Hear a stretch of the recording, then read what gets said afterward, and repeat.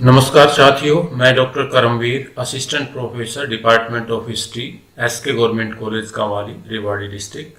साथियों, आज हम इस कक्षा में एक ऐसे विषय का अध्ययन करेंगे जो लोहकालीन सभ्यताओं में से एक है, आयरन एज सिविलाइजेशंस में से एक है। यूनान की सभ्यता आज का हमारा विषय है और इस सभ्यता में भी सिलेबस के हिसाब से हम तीन मुख्य बातों पर ध्यान देंगे। सबसे पहला कि किस तरह से यूनान में लोकतांत्रिक संस्थाओं का विकास हुआ। दूसरा, यूनान के उस वक्त के समाज की स्थिति कैसी थी। और तीसरा, यूनान की उस वक्त की अर्थव्यवस्था कैसी थी।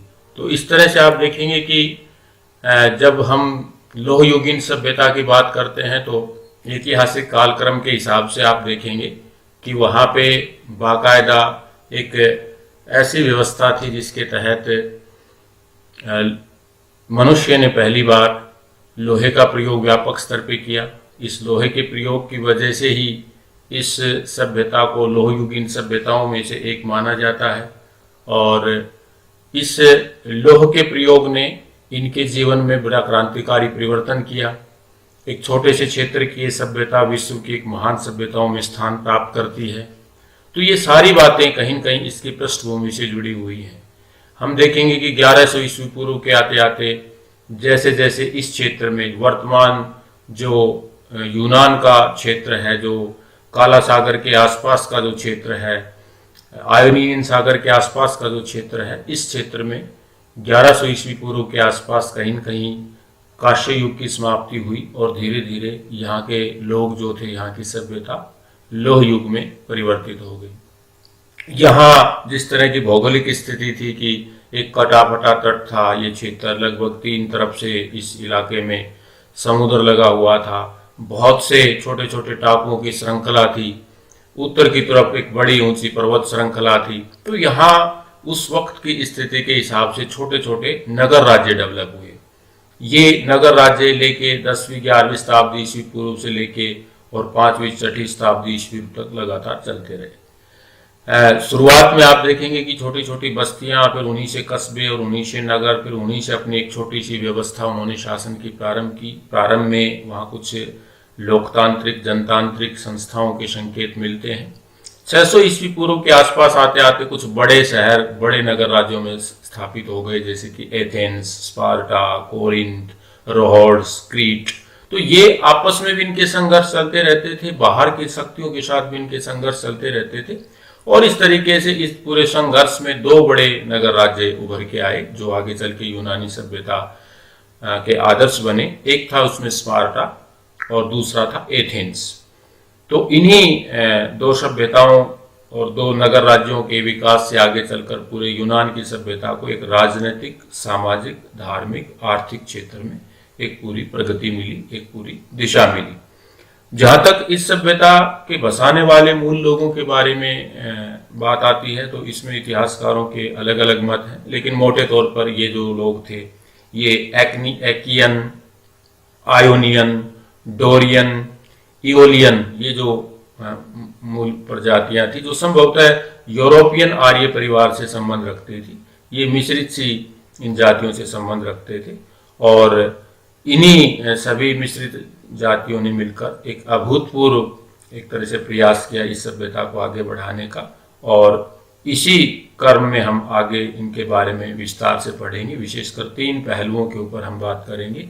एक तो जो प्रारंभिक जो गणतांत्रिक संस्थाएं डेवलप हुई थी एथेंस के अंदर और उसके बाद उनके समाज में क्या बदलाव आए, किस तरह से वो बदलाव एक तरह से आगे चलकर एक राजनीतिक शक्ति के रूप में स्थापित हुए या आर्थिक शक्ति के रूप में स्थापित हुए और फिर किस तरह से उनकी अर्थव्यवस्था ने इन सब बदलावों को सपोर्ट किया। तो इसको एक एक करके हम इस चीज को आगे पढ़ेंगे।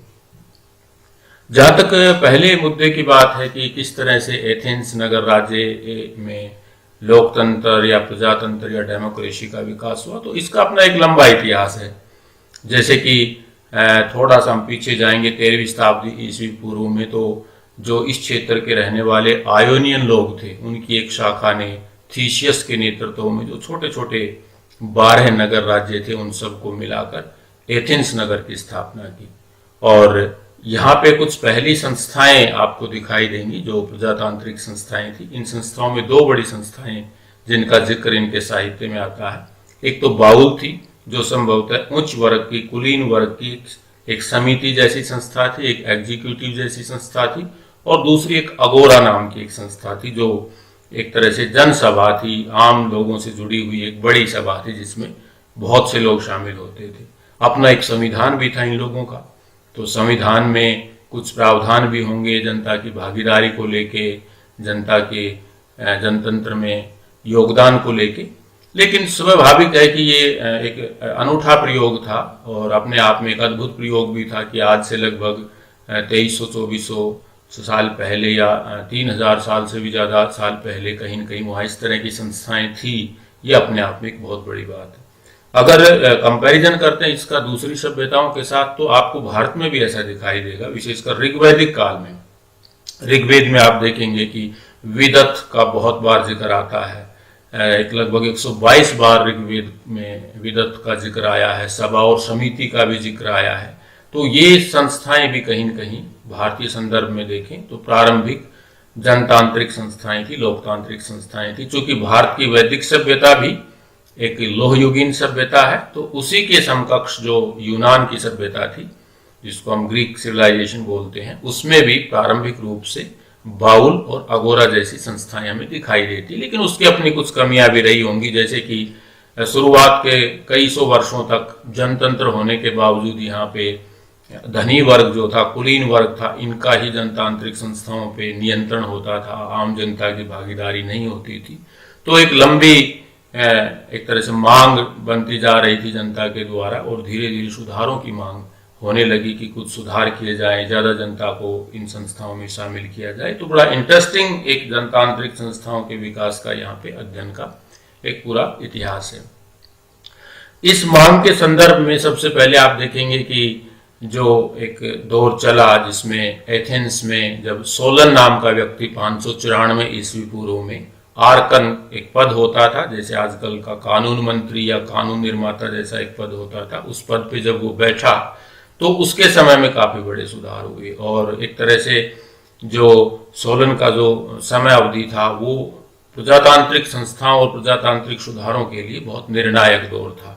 वो एक बुद्धिमान राजनीतिक व्यक्ति था, योग्य था, यहीं का मूलतः रहने वाला था, तो स्वाभाविक रूप से उसको हर आर्थिक, सामाजिक, राजनीतिक परिस्थितियों का पता था अच्छे से। तो उसने कुछ सुधार करने की कोशिश की। जो प्रारंभिक प्रजातंत्र के बाद जो सोलन के प्रजातांत्रिक सुधार शुरू होते हैं, तो उसमें सबसे पहले तो जो पीछे के अत्याचारी कानून थे उन कानूनों को उसने दूर करने की कोशिश की। अत्याचारी कानून किस तरह के, जैसे बहुत से लोगों को दास बना लिया जाता था इस तरह से, तो थोड़ा सा उन्होंने सुधार करने की कोशिश की। दासता की वजह से या कर्ज ना चुकाने की वजह से लोगों की जो संपत्ति छीन ली गई थी उसको वापस लौटाने के लिए उन्होंने कानून बनाए। वस्तुओं के मूल्य निश्चित किए ताकि जो धनी वर्ग है वो गरीब वर्ग का बहुत ज्यादा शोषण ना करे। ब्याज दरों में कमी की गई। जो आम जनता जो उस वक्त के महाजन वर्ग से कर्ज लेती थी तो उसकी दरें बहुत ज्यादा होती थी, तो उनसे एक तरह से मुक्ति दिलाने के लिए ब्याज दरों में कमी की गई। और बड़े स्तर पर जो देश से निकाल दिए गए थे लोग, देश निकाला इनको दिया गया था, या एक तरह से अत्याचारों की वजह से जो डर के मारे भाग गए थे उन लोगों को वापस लाने का भी प्रयास सोलन के द्वारा किया गया इस दौरान। और विशेषकर जो अगोरा जो एक आम जनसभा थी, जैसे आजकल की हमारी लोकसभा है जिसको निचला सदन बोलते हैं, तो अगोरा में सुधार करने की कोशिश की गई। आम नागरिकों के दरवाजे अगोरा के लिए खोले गए और विशेषकर न्यायाधीशों को चुनने का जो प्रक्रिया था उसमें भी नागरिकों को इन्वॉल्व किया गया। जो बाउल थी जो एक तरह से एक एग्जीक्यूटिव का काम करती थी, जो एक कार्यकारी समिति का काम करती थी, उसके लिए ये किया गया कि भाई इसके चुनाव प्रतिवर्ष होंगे। और सारी जो जनसंख्या थी, एक बहुत क्रांतिकारी काम जो सोलन ने किया था कि सारी जो एथेंस की जनसंख्या थी उसको आर्थिक आधार पर उसने 4 भागों में बांट दिया था। एक वो वर्ग था जिसकी वार्षिक आय 1000 बूशल, बूशल उनकी अपनी एक मुद्रा और मान की एक इकाई है, 1000 बूशल या इससे ज्यादा जिनकी आय थी वो पहले वर्ग में रखे, 500 से 300 बूशल वार्षिक आय वाले दूसरे वर्ग में, 200 300 के बीच के तीसरे वर्ग में, और 200 बुशल वार्षिक आमदनी से नीचे का भी एक वर्ग था जो मजदूर वर्ग था, उसको चौथे वर्ग में रखा। इसका फायदा क्या हुआ कि ये निश्चित किया गया कि प्रत्येक वर्ग से 100 सदस्य अब बाउल में भेजे जाएंगे। तो इस तरह से इसकी सदस्य संख्या को 400 बढ़ा के किया गया। लगभग हर वर्ग का प्रतिनिधित्व कहीं न कहीं इस बाउल जैसी संस्था में दिया गया। हालांकि विरोध भी हुआ इस चीज का, विशेषकर जो सामंत वर्ग था, जो पूंजीपति वर्ग था, उसने इस चीज का विरोध किया कि इनको शामिल नहीं किया जा सकता, लेकिन उन्होंने बड़ी सख्ती से इसको लागू किया। दूसरी तरफ अगोरा के अधिकारों में भी उन्होंने वृद्धि की। जो अगोरा जो कि आम जनता की सभा थी, उसके अधिकारों में, शक्तियों में भी वृद्धि की। और न्याय के क्षेत्र में पहली बार जूरी प्रथा को लाया गया। जूरी प्रथा की एक पूरी सभा एक खुले सदन में लगती थी और न्यायाधीशों की संख्या काफी ज्यादा होती थी और वो सबके सामने मुकदमों को सुनते थे और फिर न्यायाधीशों की संख्या के बहुमत के आधार पर उनका फैसला सुनाया जाता था। तो ये भेदभाव को खत्म करने के लिए था कि कम संख्या में न्यायाधीश होते थे, ज्यादातर कुलीन वर्ग के लोग होते थे, तो वो भेदभाव करते थे कहीं न कहीं न्याय देने के मामले में। लेकिन अब चूंकि इनकी संख्या को बढ़ाया गया है और जूरी की वजह से वो सब पब्लिक डोमेन में लाया गया है, तो वो कहीं न कहीं भेदभाव को खत्म करने का था, एक प्रयास था कि न्याय के क्षेत्र में कम से कम इस तरह का डिस्क्रिमिनेशन ना हो।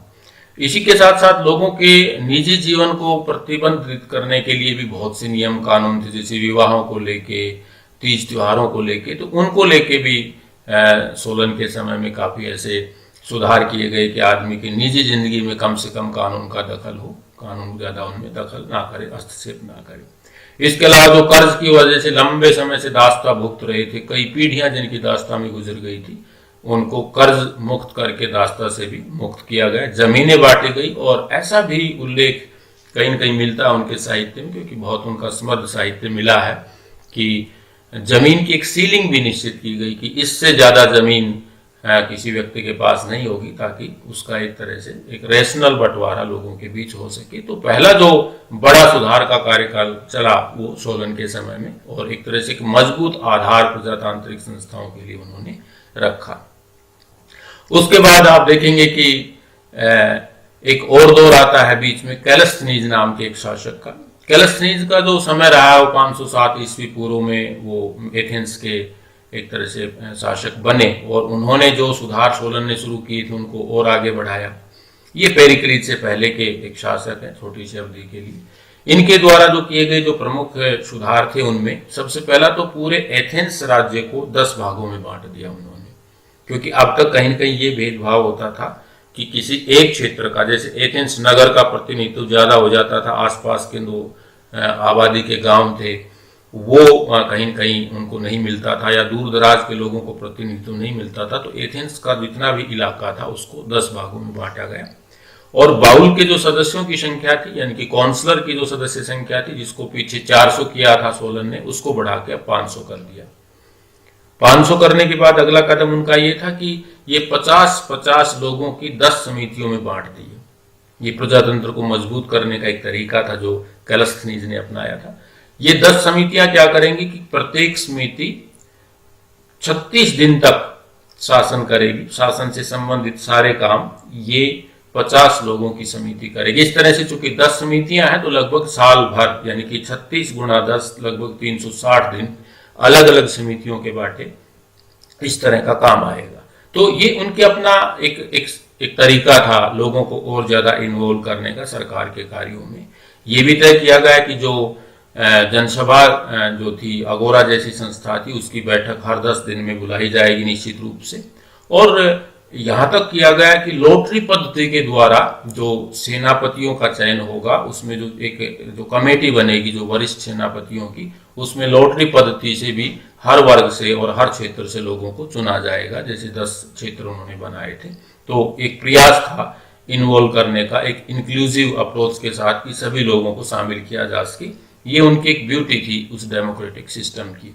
जहां तक अगोरा को पावरफुल बनाने की बात है, तो कैलस्थनीज के समय में अगोरा यानी कि जो संसद या जो आम सभा थी, उसमें काफी उसको संशोधन करने के अधिकार दिए कि जो बाउल की तरफ से अगर कोई प्रस्ताव ऐसा आता है जो लोगों के हित में नहीं है तो उसको रोक सकती है, उसमें संशोधन करने के लिए लौटा सकती है। जैसे आज हमारे यहाँ संसद के जो 2 सदन हैं उसमें इस तरह की शक्ति राज्यसभा और लोकसभा को दी गई है। तो ये सब कुलीन वर्ग के शक्तियों पे अंकुश लगाने के लिए था। सेना में सभी वर्गों से भर्ती का प्रयास इसके समय में हुआ। कैलस्थनीज ने प्रयास किया कि सेना में प्रत्येक वर्ग को प्रतिनिधित्व मिले, और विशेषकर जो इस तरह के सुधारों के विरोधी थे, जो प्रजातंत्र का विरोध करने वाले थे, तो एक विशेष नियम के तहत उन पे मुकदमा चला के उनको 10 वर्ष देश निकाले की सजा देने का भी प्रावधान किया गया, ताकि इस तरह के सुधारों में कोई रोड़ा न अपनाए। तो जो प्रक्रिया सोलन ने शुरू की थी उसको कैलस्थनीज ने और आगे बढ़ाया। और जैसा कि आप इन में देख पा रहे हैं, जो ये स्लाइड में नीचे 2 चित्र दिए गए हैं, तो इस तरह से एक ओपन ज्यूरी के द्वारा, और ये सब अब भागीदारी कहीं न कहीं बढ़ रही है न्याय के क्षेत्र में, प्रशासन के क्षेत्र में। और इस काम को जो सबसे आगे बढ़ाने का काम फिर जो किया वो पेरिक्लीस के शासनकाल में हुआ। पेरिक्लीस जो थे वो 461 ईस्वी पूर्व से 429 ईस्वी पूर्व के मध्य शासक रहे एथेंस के। और इनका जो काल है वो न केवल लोकतंत्र को मजबूत करने के लिए बड़ा महत्वपूर्ण सिद्ध हुआ, बल्कि और अन्य जो जीवन के पहलू थे, चाहे वो राजनीतिक हो, चाहे सामाजिक हो, धार्मिक हो, आर्थिक हो, सांस्कृतिक हो, हर क्षेत्र में पेरिक्लीस के काल में बहुत ज्यादा विकास हुआ, प्रगति, उन्नति हुई। इसीलिए जो ग्रीक हिस्ट्री है उसमें पेरिक्लीस के काल को गोल्डन एज कहा जाता है, एक तरह से स्वर्ण काल कहा जाता है। तो पेरिक्लीस ने जैसे कि जो सबसे पहले तो प्रजातांत्रिक सुधारों का विरोध करने वाले जो तत्व थे उनको सख्ती से कुचला, और अगोरा यानी कि असेंबली में इस तरह का कानून पास कराया कि इस तरह की प्रक्रिया को रुकावट ना झेलनी पड़े। सभी के लिए कहीं न कहीं अगोरा में जो सदस्यता का था वो दरवाजा खोला गया कि और समाज का मैक्सिमम ग्रुप इसमें शामिल हो सके। न्याय संबंधी कार्य जो थे वो जन न्यायालयों को सौंपे। देखिए कि नया कंसेप्ट था कि अब जनता के ही न्यायालय होंगे, जनता के ही लोग न्यायाधीश की भूमिका निभाएंगे। और लॉटरी के द्वारा लगभग 6000 लोगों का चयन इस तरह से किया जाता था, और ये 6000 लोग 200 के ग्रुप से लेके और 1000 के ग्रुप के बीच में एक तरह से इकट्ठे जज की भूमिका निभाते थे। अपने राज्य के अलग अलग क्षेत्रों में ये बैठते थे। और ये जो ओपन ज्यूरी का जो कंसेप्ट जो पीछे शुरू हुआ था सोलन के समय में, इसको और ज्यादा एक तरह से इंक्लूसिव बनाया, और ज्यादा लोगों को इसमें शामिल किया। समाज का लगभग प्रत्येक वर्ग न्यायाधीश के रूप में अब इसमें शामिल किया जा रहा है, और उनको अधिकार दिया जा रहा है एक तरह से कि वो न्यायाधीश के रूप में काम कर पाए। गरीबी को दूर करने के लिए रोजगार को बढ़ावा दिया गया, बांध बनाना, नहरें निकालना, व्यापार वाणिज्य को बढ़ावा देना, वो सब इस काल में हो रहा है। कर्मचारियों के वेतन निश्चित किए गए ताकि उनकी आय बढ़ेगी तो राज्य की भी आय बढ़े, और प्रशासन में जन भागीदारी को ज्यादा से ज्यादा सुनिश्चित किया गया। विशेषकर जो पेरिक्लीस का काल था वो एक कल्याणकारी राज्य की धारणा पे आधारित था, एक वेलफेयर स्टेट की। उसमें राजतंत्र जैसी चीज है, लोकतंत्र जैसी चीज है, लेकिन लोकतंत्र भी पूरी तरह से किसको समर्पित है? कल्याण को समर्पित है। कल्याण के ऊपर उनका पूरा ध्यान है। तो पेरिक्लीस का जो काल था वो लोकतंत्र के लिए भी कहीं न कहीं, और दूसरे विविध जो जीवन के पहलू थे उनके लिए भी पूरा एक तरह से स्वर्ण काल सिद्ध हुआ। लेकिन जब हम पूरा एक मूल्यांकन करते हैं, इस चीज का पूरा एक अध्ययन करते हैं कि किस तरह से एथेंस में प्रारंभिक दौर से 13वीं 12वीं शताब्दी ईस्वी पूर्व से लेके और हम आ गए 3री 4थी शताब्दी ईस्वी पूर्व तक जो एक लोकतंत्र का विकास हुआ, जब आज के परिप्रेक्ष्य में हम उसका मूल्यांकन करते हैं तो उसकी अपनी कुछ सीमाएं भी दिखती हैं, उसकी कुछ लिमिट्स भी हम देख सकते हैं। आलोचना भी होती है कुछ आधारों को लेकर, कुछ इतिहासकारों के अनुसार कि उस लोकतंत्र की कुछ मूलभूत खामियां भी रही हैं। तो उनमें जो सबसे महत्वपूर्ण खामियां गिनाई जाती हैं उसमें सबसे पहला तो कि जो जनता की जो भागीदारी थी वो सब इतना कुछ करने के बाद भी केवल 7वां हिस्सा ही टोटल जनसंख्या का वो इस तरह के लोकतांत्रिक जनतांत्रिक संस्थाओं में प्रत्यक्ष भागीदारी कर पा रहा था। तो एक छोटी सी संख्या थी ये, केवल इसको कहिए कि 14, 14.5, 15% के आसपास ही लोग कहीं न कहीं इस प्रक्रिया का लाभ ले पा रहे थे। तो एक तो जनता की भागीदारी उतनी इसमें नहीं थी। इसके पीछे कारण ये था, जैसा कि उन्होंने आगे बताया भी आलोचना करने वालों में, कि एक तो महिलाओं को इस तरह की पूरी प्रक्रिया से लगभग अलग ही रखा गया। दास वर्ग एक बहुत बड़ा वर्ग था यूनान के समाज का, जिसको गैर नागरिक वर्ग भी कहते थे, तो उसको भी इस तरह की सुविधाएं और इस तरह के अधिकार नहीं दिए गए थे। विदेशी जो बड़ी संख्या में इस क्षेत्र में रहते थे, व्यापारी के रूप में, कारीगर के रूप में, हस्तशिल्प के रूप में, मजदूर के रूप में, या युद्ध बंदी के रूप में उनको दास बना के लाया जाता था। तो उन सबको इस तरह के कोई लोकतांत्रिक अधिकार नहीं थे और ना ही किसी प्रकार की प्रक्रिया में वो लोग शामिल थे। इसी तरह एक तीसरी जो कमी इसमें गिनवाई जाती हुई ये थी कि जो ये जन न्यायालय का जो कंसेप्ट था, जिसमें बड़ी संख्या में लोगों को, आम जनता को न्यायाधीश के रूप में एक बड़ी जिम्मेदारी दी गई थी, तो जब तक शासक वर्ग अच्छे रहे, अच्छे से संभाल पाए, पेरिक्लिस जैसे शासक, तब तक तो ये व्यवस्था ठीक चलती रही। लेकिन आगे चलकर जब इस बुनियादी व्यवस्था में थोड़े से विघटन आए, कुछ विचलन आए, तो आप देखेंगे कि कई बार ये जनवादी व्यवस्था जो थी, जन न्यायवादी व्यवस्था, ये कहीं न कहीं दोषपूर्ण भी सिद्ध होती है। विशेषकर जब कम पढ़े लिखे लोग या बिना पढ़े लिखे लोग या जिनको न्याय की पूरी प्रक्रिया का मूलभूत ज्ञान नहीं था, वो लोग भी जब जज की भूमिका में आते थे, तो कई बार बड़ी रिजिडिटी, बड़ी कठोरता से मुद्दों पर ठीक से ध्यान दिए बगैर भी न्याय होता था। इसका एक बड़ा अच्छा एक उदाहरण है कि जब सुकरात के ऊपर इस तरह का मुकदमा चलाया गया कि ये युवाओं को पथभ्रष्ट कर रहे हैं, ये जो ना गलत प्रचार कर रहे हैं, तो जो ज्यूरी में मुकदमा चलाया गया और उनको मृत्युदंड दिया गया। 399 ईस्वी पूर्व के आसपास की घटना है। तो सुकरात जैसे व्यक्ति को जो तर्क की बात करते थे, सत्य की बात करते थे, उनको जन न्यायालय के अंदर भी मृत्युदंड मिलना कहीं न कहीं इस तरह की लोकतांत्रिक व्यवस्था की कहीं न कहीं अपनी खामी की तरफ इशारा करता है। और इस आधार पे भी इस पूरी प्रक्रिया पे प्रश्न लगता है कि जैसे जैसे जनसंख्या बढ़ती है, प्रत्यक्ष जो लोकतंत्र की जो बात यहाँ यूनान में हो रही है, डायरेक्ट डेमोक्रेसी की, वो उतना फिर व्यवहारिक और फीजिबल नहीं रहता, क्योंकि ये पॉसिबल नहीं है कि हर व्यक्ति हर जगह इकट्ठा होकर हर निर्णय में भाग ले सके। तो इसकी कुछ अपनी खामियां रही हैं। लेकिन इन सब के बावजूद भी एक अच्छी बात ये थी कि इतने समय पहले, जबकि दुनिया में और जगहों पे इस तरह की चीज़ें ज़्यादा नहीं हैं, तो कुछ सभ्यताओं में, जैसे भारत में ऋग्वैदिक काल में या यूनान की सभ्यता में, इस तरह कहीं कहीं जो ये लोकतांत्रिक संस्थाएं हैं, लोकतंत्र की जो ये परंपराएं हैं, और यूनान की जो एक तरह से प्रजातंत्र की जो समृद्ध हिस्ट्री है, पूरा एक इतिहास है, वो अपने आप में एक बड़ा महत्वपूर्ण एक तरह से कार्य था जो इस सभ्यता के दौरान हुआ, और एक बहुत बड़ी विरासत के रूप में आप देखेंगे कि ये छोड़ा गया है यूनान के लोगों द्वारा आम जनता के लिए। तो इस तरीके से हम देखेंगे कि इस सभ्यता का अपना एक मापदंड रहा है जनतंत्र को लेके। जहां तक यूनानी सभ्यता के लोगों के सामाजिक जीवन की बात आती है, तो सामाजिक जीवन में हम देखेंगे कि वहाँ सामाजिक वर्गीकरण है। हमने और सभ्यताओं को भी पढ़ा होगा, उसमें भी कहीं न कहीं सामाजिक वर्गीकरण मिला है। लेकिन यूनान की सभ्यता का जो सामाजिक वर्गीकरण था वो थोड़ा अलग किस्म का था। यूनान की सभ्यता में दो वर्ग थे समाज में मोटे तौर पर, एक नागरिक वर्ग और एक गैर नागरिक वर्ग। नागरिक वर्ग में कौन लोग शामिल थे? जो वहाँ के मूल निवासी थे, जो राज परिवारों से जुड़े हुए लोग थे, जो अमीर बड़े जमींदार लोग थे, या मध्यम वर्ग के जो बड़े लोग थे, जो राजकाज के कामों से जुड़े हुए थे, वो कहीं न कहीं उसमें सरकार के जो जितने भी कर्मचारी थे वो नागरिक वर्ग में शामिल होते थे। ये सारे सुविधा संपन्न थे, बहुत शक्तिशाली थे, महत्वपूर्ण पदों पे भी यही होते थे।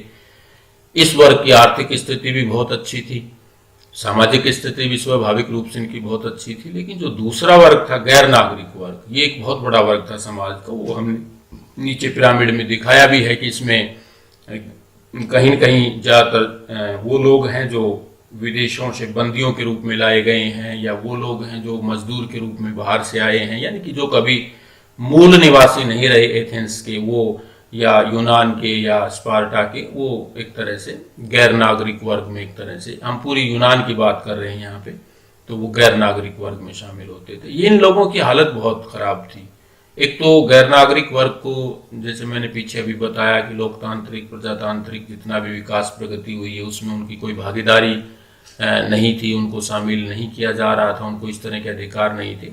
दूसरा, वो ज़्यादातर दास्ता के कार्यों से बेगार, एक बहुत बड़ी समस्या यूनान में थी, जो गैर नागरिकों को बेगार भी करनी होती थी। बेगार का मतलब है कि बगैर किसी मेहनताने के किसी के खेत में या किसी के घर में या किसी भी कार्य को करना।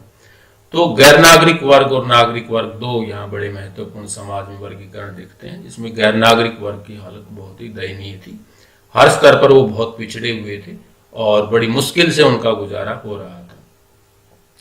जहाँ तक बात आती है समाज के अगले बिंदु की, तो परिवार व्यवस्था, जो कि आप देखेंगे कि हर सोसाइटी में कहीं न कहीं दिखाई देती है। तो ये मूल इकाई थी परिवार। पितृसत्तात्मक समाज यहाँ का था। घर का वृद्ध पुरुष आमतौर पे घर का मुखिया होता था, कार्यों का विभाजन करता था, परिवार के सभी सदस्य उनकी बात को मानते थे और एक सख्त अनुशासन घर में इस तरह का रहता था ताकि सारी व्यवस्थाएं वो परिवार के हिसाब से चला सकें। बड़े परिवार होते थे, काफ़ी लोग, कई पीढ़ियां साथ रहती थी, लेकिन परिवार में पुरुषों को ज़्यादा महत्व मिला हुआ था। निर्णायक स्थिति में पुरुष ही थे। और जैसा कि मैं बताता हूं कि जब भी किसी समाज की स्थिति को डिस्कस करना हो तो महिलाओं की स्थिति, the status of women, position of women, बड़ा महत्वपूर्ण मुद्दा होता है। तो कुल मिला के जब हम यूनान में देखेंगे तो यूनान में महिलाओं की स्थिति को बहुत अच्छी नहीं कह सकते हम। किस आधार पर हम ये कह सकते हैं कि स्थिति महिलाओं की अच्छी नहीं थी? क्योंकि महिला, एक तो पितृसत्तात्मक समाज बहुत रूढ़ता के साथ यहाँ पे था, उसमें महिलाओं को बहुत ज़्यादा महत्व, सामाजिक, धार्मिक और इन एस्पेक्ट से उनको ज़्यादा महत्व नहीं दिया जाता था। इसके अलावा देखेंगे वहाँ पे बाल विवाह प्रचलित था। आमतौर पे 14-15 साल की उम्र में लड़कियों की शादी कर दी जाती थी। शादी के मामले में लड़की की कोई सहमति नहीं ली जाती थी। सामान्य वर्ग तक में भी वहाँ बहुविवाह पद्धति प्रचलित थी, है ना। तो कहीं न कहीं महिला को बिल्कुल एक उपभोग की वस्तु की तरह, यहाँ तक कि ऐसे भी उल्लेख और आख्यान मिलते हैं कि महिलाओं को बाकायदा भेंट में दिया जाता था, महिलाओं को खरीदा और बेचा जाता था, महिलाओं को दास के रूप में रखा जाता था। तो ये सारी स्थिति कहीं न कहीं सिद्ध करती है कि महिला की स्थिति वहाँ पे बहुत अच्छी नहीं थी। यहाँ तक कि अगर हम थोड़ा डीपली जाएंगे, गहराई से पढ़ेंगे, तो जो यूनान की सभ्यता के महान फिलोसोफर हुए हैं, सुकरात, अरस्तु, प्लेटो और इस तरह के जो बड़े विद्वान लोग उस वक्त के हुए हैं, उनका दृष्टिकोण भी कहीं न कहीं महिलाओं को लेके थोड़ा संकुचित ही हमें दिखाई देता है। वो भी किसी प्रकार से कहीं अपने लेखों में, अपनी पुस्तकों में कहीं महिलाओं की स्थिति को लेके कोई पैरवी करते नहीं दिखते। तो महिलाओं की स्थिति वहाँ बहुत अच्छी आप नहीं कह सकते। जहाँ तक रहन सहन, खान पान, पहनावे की बात आती है तो वो व्यक्ति की आर्थिक स्थिति के आधार पर तय होता है कि व्यक्ति अगर उच्च वर्ग से है, नागरिक वर्ग से है, कुलीन वर्ग से है, तो स्वाभाविक है कि वो बड़े शानदार घरों में रहता होगा, अच्छे उनके पहनावे होंगे, अच्छा उनका खान पान होगा, बहुमूल्य आभूषणों को वो पहनते होंगे और बहुत श्रृंगार करते होंगे, उनके पास समय भी था, धन भी था। लेकिन जो आम जनता थी, वो तन तो वो भी ढाप रहे होंगे, लेकिन उनके आभूषण नाम मात्र के होंगे या बहुत बहुमूल्य धातु के नहीं होंगे, श्रृंगार सामान्य तरीके से ही कर पाते होंगे। वो, उनके घर बहुत छोटे थे, झोपड़ी नुमाई थे, कच्चे घरों में वो रहते थे और खान पान भी उनका सामान्य रहा होगा।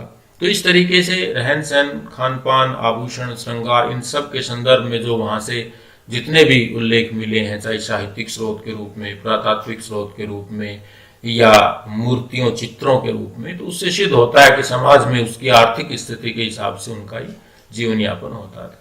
जहाँ तक मनोरंजन के साधनों की बात आती है तो मनोरंजन के साधनों में आप देखेंगे कि वहाँ और दूसरी सभ्यताओं की तरह सभी प्रकार के मनोरंजन के साधन कहीं न कहीं थे।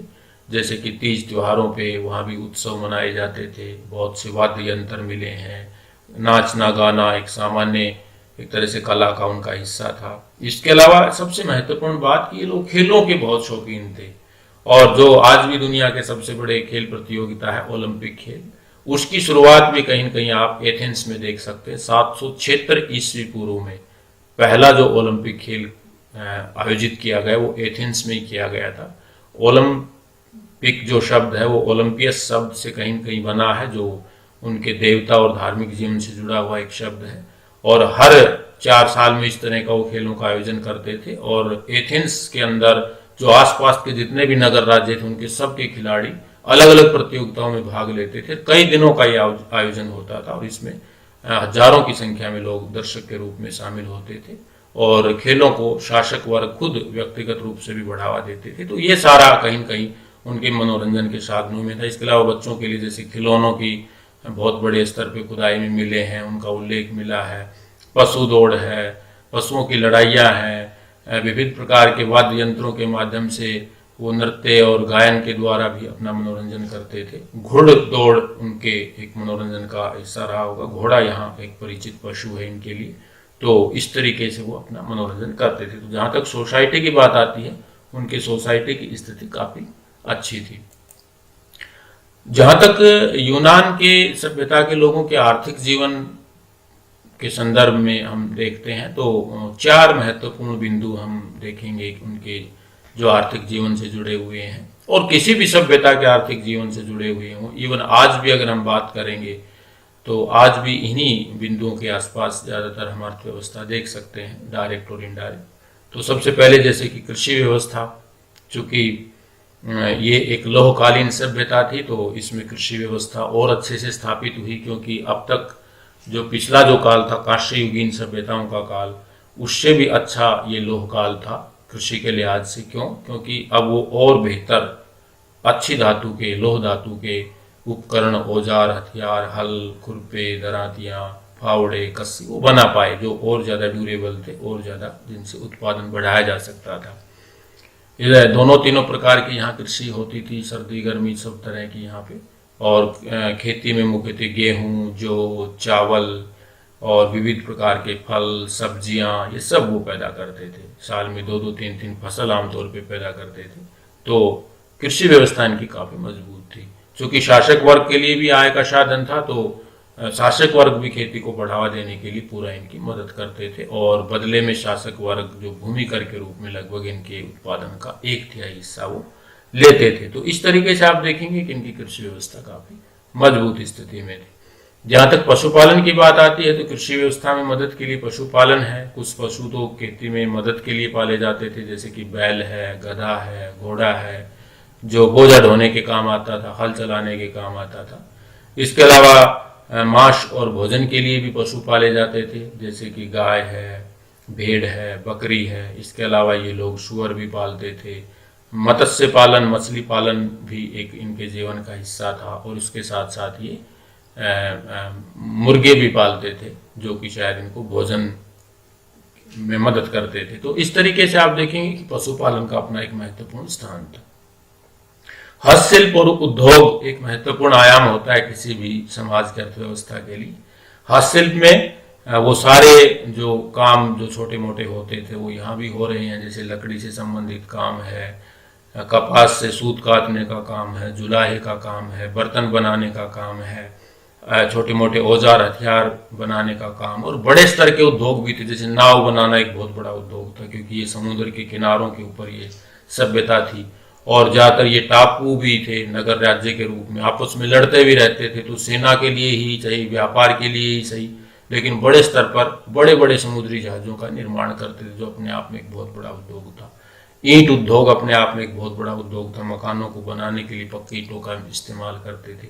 मकानों को बनाना अपने आप में एक उद्योग था। राजमिस्त्री और वो सब लोग इसमें शामिल थे। आभूषण पहनने के शौकीन थे, तो स्वाभाविक है कि धातु उद्योग से जुड़ा पूरा एक ऐसा काम था जिसमें हजारों लोग काम करते थे। खानों से धातु को निकालना, उसको शुद्ध करना, उसको पिघलाना और फिर उसको एक तरह से गला के नई धातु का निर्माण करना या मिश्रित धातु का निर्माण करना या उस धातु से विशेष प्रकार के हथियार, औजार, फर्नीचर या इस तरह के घर के ज़रूरत की चीज़ें बनाना, वो सारा अपने आप में एक बहुत बड़ा इंडस्ट्री था।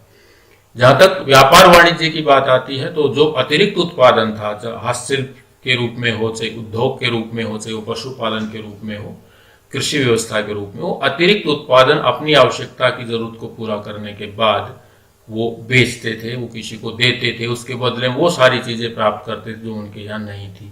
तो व्यापार वाणिज्य बहुत अच्छे स्तर का था, चूँकि इनकी भौगोलिक लोकेशन भी ऐसी थी कि ये समुद्र के रास्ते से, स्थल मार्ग से एक तरफ यूरोप के हिस्सों से सारों से जुड़े हुए थे, नीचे की तरफ ये मिस्र और मेसोपोटामिया के क्षेत्र से जुड़े हुए थे, भारत तक के इलाकों से इनका संपर्क था, फारस के क्षेत्र से इनका व्यापारिक संपर्क था।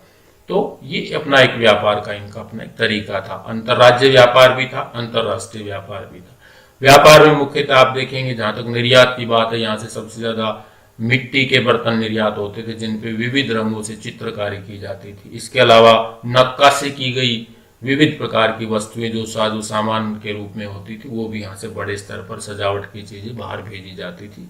आयात में आप देखेंगे कि ये सोना, चांदी, मसाले, रंग, है ना, हाथी दांत की वस्तु विशेषकर जैसे भारत से, या विलासता की दूसरी वस्तु जो कुलीन वर्ग के लिए होती थी, वो सब ये अलग अलग क्षेत्रों से, दुनिया के तमाम उन क्षेत्रों से आयात करते थे। जैसा कि मैंने इसमें एक स्लाइड के द्वारा दिखाया भी है कि जो ग्रीक इकोनॉमी है उसके फिर ये अलग अलग पार्ट है, चाहे वो ट्रेड के रूप में हो, चाहे वो क्राफ्ट वर्क के रूप में हो, तो अपने आप में उनका एक व्यापार और वाणिज्य का भी अपनी एक व्यवस्था थी। तो कुल मिला के जब हम देखते हैं कि ये जो सभ्यता थी ये एक ऐसी लोहयुगीन सभ्यता थी, अगर निष्कर्ष रूप में हम इसको देखें, जिसने इतिहास में एक महत्वपूर्ण स्थान बनाया है। और प्रारंभ में यहाँ छोटे छोटे नगर राज्य स्थापित हुए थे, लेकिन आगे चलकर सिकंदर महान जैसे शासक के नेतृत्व में एक विशाल साम्राज्य में बदल गए। विशेषकर जो एथेंस के अंदर जो प्रजातांत्रिक जो एक्सपेरिमेंट्स किए गए, एक नई व्यवस्था एक तरह से अस्तित्व में आई थी, वो आज तक कहीं न कहीं दुनिया भर के लोकतंत्रों के लिए आदर्श है। और विशेषकर जो संस्कृति के क्षेत्र में एक बहुत बड़ा योगदान इस सभ्यता का रहा है, चाहे वो होमर के रूप में साहित्य का सृजन हो, चाहे शुक्रात, प्लेटो, अरस्तु के रूप में दर्शन शास्त्री हो, हेरोडोटस जैसे इनके पास इतिहासकार हैं, पाइथागोरस जैसे इनके पास मैथमेटिशियन है। तो ये अपने आप एक बहुत बड़ी देन थी पूरे विश्व को, जो कि यूनान की सभ्यता ने दुनिया को दी है। तो इस तरह से समाज, राजनीति, दर्शन, कला, संस्कृति आदि प्रत्येक क्षेत्र में कहीं न कहीं यूनान की सभ्यता का अपना महान स्थान रहा है और आज भी विश्व इतिहास में इसका अपना एक बहुत महत्वपूर्ण योगदान माना जाता है। तो लोककालीन इस यूनान की सभ्यता को हम इन 3-4 संदर्भों में विशेषकर देखेंगे। आपने इस लेक्चर को बहुत ध्यान से सुना, देखा, इसके लिए आपका बहुत बहुत धन्यवाद। Thank you so much.